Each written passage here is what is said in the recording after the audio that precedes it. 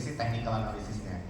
Saya harus tahu dulu dari technicalnya kayak gimana, apakah dia mungkin udah cukup mahal atau nggak ada potensi lagi untuk naik.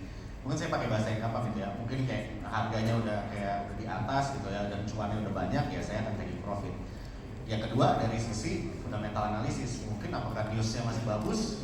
Kalau misalnya newsnya udah nggak bagus atau tiba-tiba ada news, sekarang kita harus menggabungkan dengan makroekonomi sih sebetulnya. Dan saya setuju gitu dengan makroekonomi kayak news yang ada kayak GDP, inflasi, suku bunga itu sangat berpengaruh juga, apalagi di produk investasi ya, khususnya saham gitu kan. Karena kalau kita ngomongin tentang saham itu growth gitu kan kita maunya. Beda nih sama obligasi.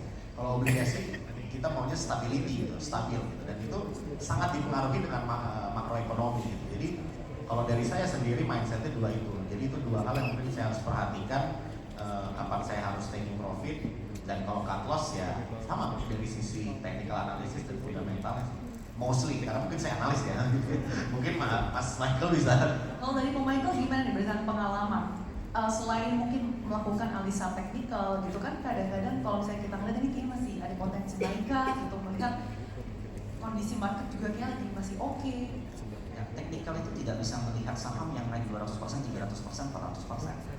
Teknikal itu hanya bisa melihat ya at least 50%, 60%, 70%. Karena di atas itu pasti udah mestinya pakainya Fibonacci atau menggunakan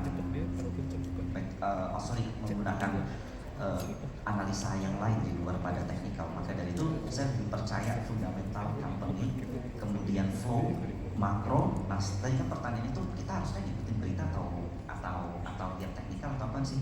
Ngapain sih ikutin berita? Kalau kamu ikutin berita 50% palsu, 50% benar dong.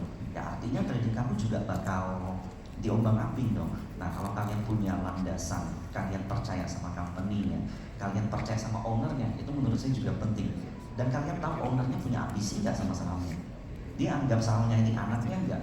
Atau dia anggap sahamnya ini cuma sapi perah gitu.